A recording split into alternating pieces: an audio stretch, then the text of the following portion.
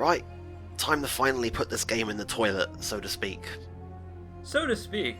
Hey, speaking of toilets, this morning, I got up to go to the bathroom after a long session of recording video games for the internet, and I almost fell in because my toilet seat on my toilet in my bathroom is a little bit loose, but there's no, in the kind of way where it's just kind of off-center, and there's not really a way to fix it. So I sat down on the toilet, and the toilet seat kind of jiggled a little bit, and my butt fell into the toilet, and I felt a sudden release of anxiety and stress and panic and fear that I think we will all feel today on this episode of Prince of Persia 2008. So what you're saying is that you found your rightful place in the toilet. Yes, I did, exactly. It's where I belong. Like it's some kind of throne. Yeah, exactly, yeah. Okay. I think that was the first loading screen I think I have seen in this entire Let's Play. So yeah, before we can go fight the final boss, we have one final platforming section. Because they just weren't gonna let it go, were they? So this is basically one giant gauntlet of just all the plate powers kind of thrown together. It's something. I like that it's taking place in the subspace from the Wii Smash Brothers game. I mean, this is the tutorial for how you... this is the tutorial area for where you learn your powers, so... Okay, so like, when is Sonic gonna show up and save the day? We are Sonic in this scenario. Yeah, we're like running on the walls and everything. Oh my god, you're right, actually. If only Sonic was voiced by Nolan North. We've made this literal joke before, referring to the green plate bullshit as Prince of Persia Lost World. You know what, I probably wasn't there for that. Maybe not. There's been a lot of videos that I have been stuck in an alternate dimension for and was unable to commentate. But yeah, and again, just... it's important to remind everybody now and again that yes, there is absolutely no ground during this, so don't fuck up. I feel like you saying that is a little bit ominous. Like, you're not implying something by saying that, are you? I don't know what you're talking about. It's implying that if you make a single minute mistake here, you have to do the whole thing again, because that's good game design. Yes, but I feel there was an underlying implication there that makes me a little bit uncomfortable. Some kind of fast-forwarding might be necessary. I don't know, the platforming here at least seems to be generous enough that, I don't think it's, terribly easy to fuck this up, but, I could be proven wrong at any minute here.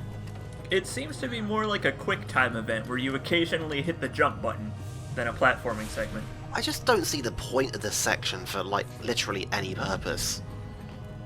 It's not even good pacing. They seem to have just done a big circle. Yeah, and I don't know if you noticed, but the very, very end of that, it drops you off just shy. You better do that double jump. Oh, that's annoying. You know how heroes are supposed to arrive in the nick of time? I think we missed our entrance. Well then. How can you tell?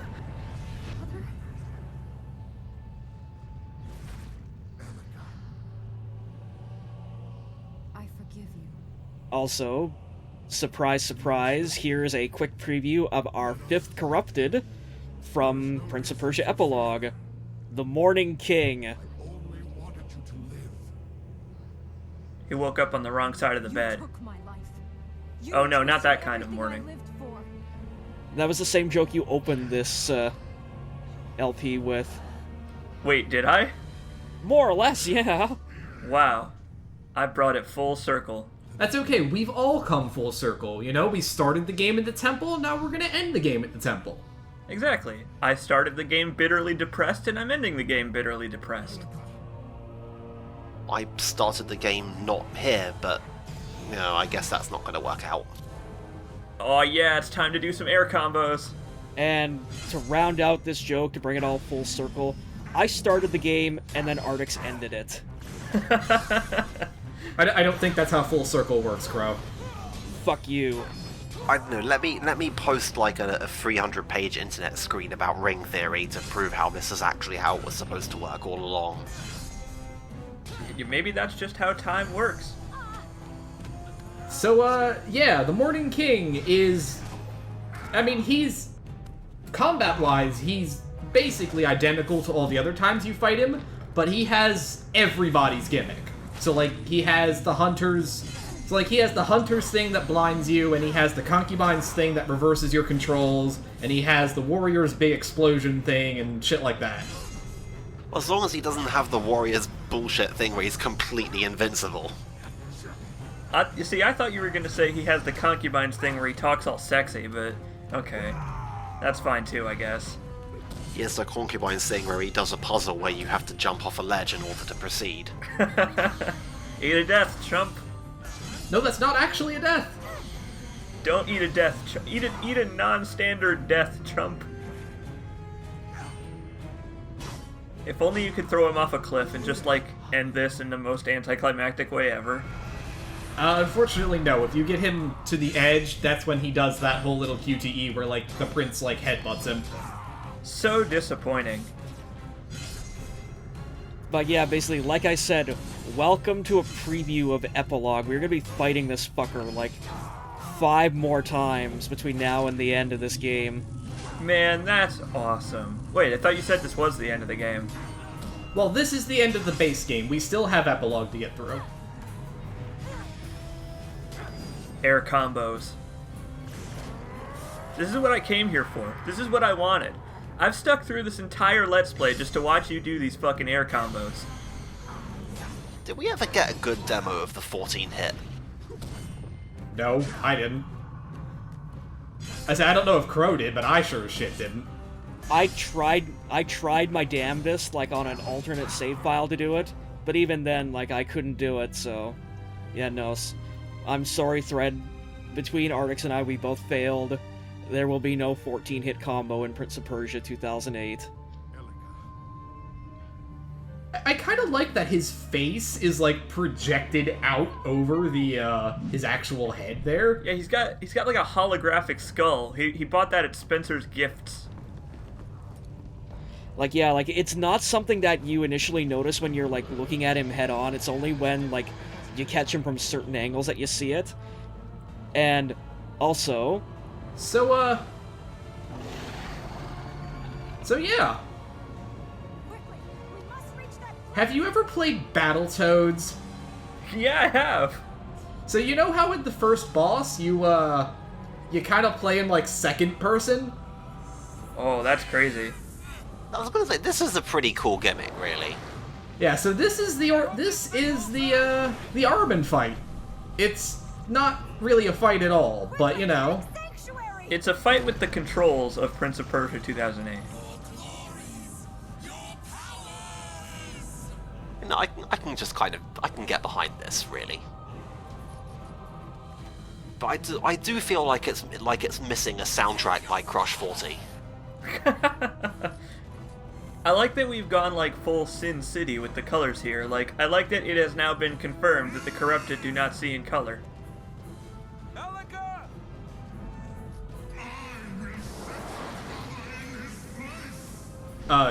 Sure? No, wait, you can't. Now we're talking from the second and third person, too. Whoa! Even the narration is turned on its head. I was gonna say, that would be an interesting way to turn, like, the Nolan North button on its head. Like, you push, like, the right shoulder button and suddenly just, like, Ahriman... You get an Ahriman button? I really regret that I did not try doing that in this fight now. Keep going. Like, you start pressing it and the prince is just like, fuck, shit, fuck, oh god! But yeah, generally speaking, this fight is not very hard. There's a couple bits where getting into the safe zones is kind of tricky, but for the most part, this is just another platforming section. It sure is a good thing he doesn't do the corruption tidal wave thing when you're not right next to one of those circles, isn't it? Like, maybe he just, like, reached a point where his ability to do that was on cooldown at, like, just the wrong time. And, like, now he's just off his rhythm. That looked to me like complete bullshit. Yeah, that's kind of what I mean. Like, it's sometimes a little unclear what's safe and what isn't.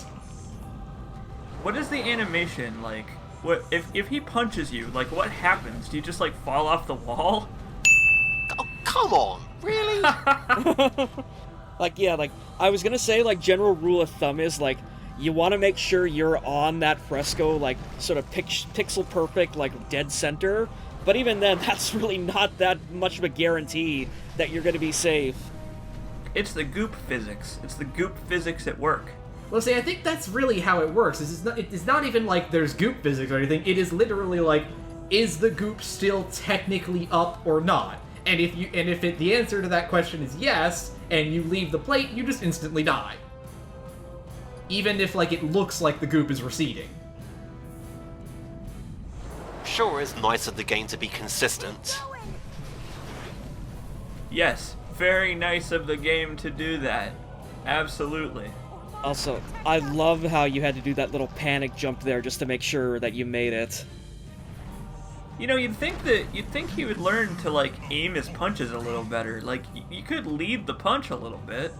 Yeah, I'm fairly certain you cannot actually get hit by the punches. Like, that's just another one of those things that makes you feel like you're in danger when you're not. Holy shit, you just said you would serve a false god like 3 times in a row. Like, could they not have just written some more dialogue for this? This would have been really cool if they'd done that. Well, you know what they say about repetition. Ah, yes. Even Ahriman is just trying to hammer that point home.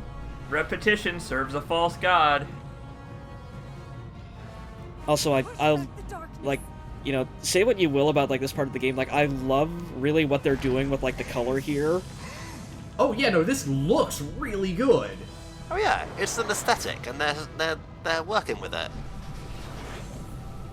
Like, yeah, like when Elika, like, activates, like, those, like, mini fertile grounds, like, you get that very, very brief flash of blue, like, you can see, like, Ormaz's magic working its thing, and then, yeah, it just goes back to, like, black and white, and you can also sort of see, like, you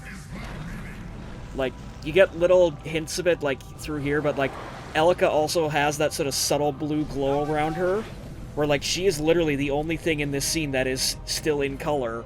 Everything else is black and white. Yeah. Okay, so they have very limited color vision then, I'm sorry.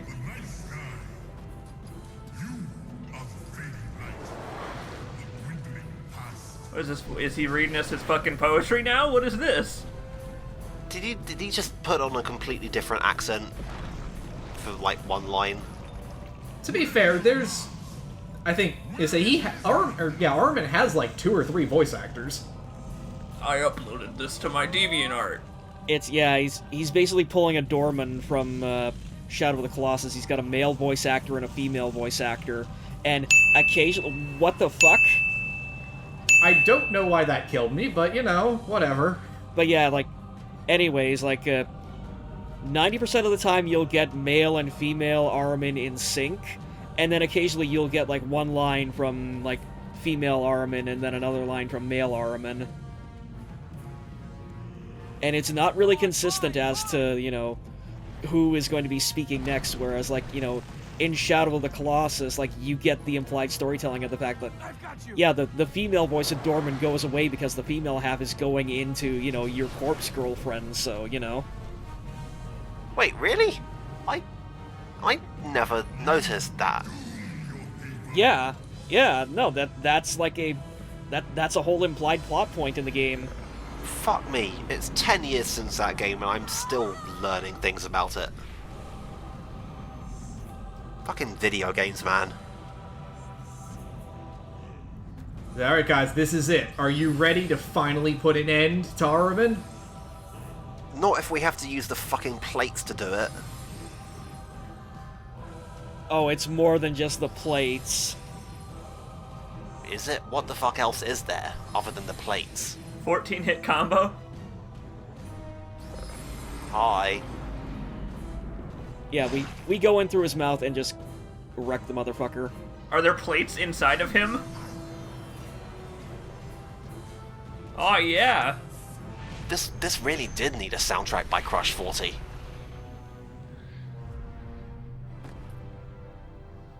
Well, you defeated Manus, Father of the Abyss. Congratulations.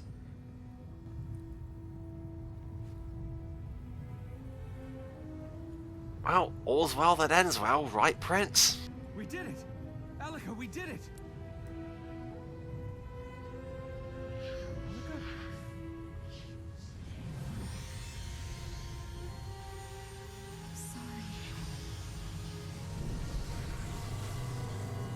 Alika?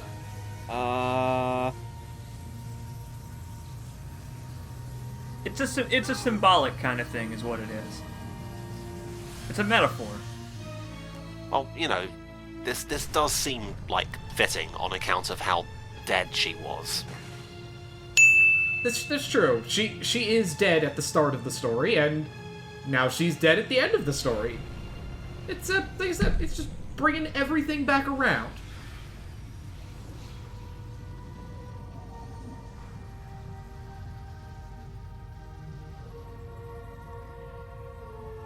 Yeah, like, you know, for all the crap we give Prince of Persia, I gotta say, like, this ending, you know, they really found a way to, like, you know, of course, yeah, it's a cliche, oh yeah, the hero dies in the end, but in this sense, it kind of actually works. Like, they do actually manage to end the game with a modicum of, like, class and dignity, and also you fucked up the, take a moment achievement there. Whatever, who gives a fuck. But yeah, so, this has been Prince of Persia. Thanks for watching, everybody.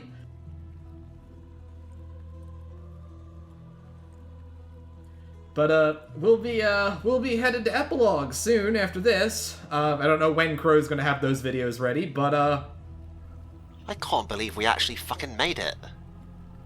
Same here. I thought it would never happen. I literally thought that it would never happen. and yet, here we are. Thanks, Francois the Dude Emery, for all your incredible level design direction. Thanks, Francois. You did a real good job. How can you tell this game was made in Montreal? Count the Francois.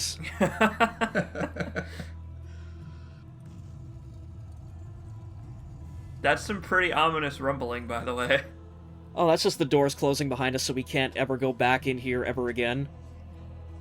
I don't know, Francois the Shark. Now that's a guy I want on my development team.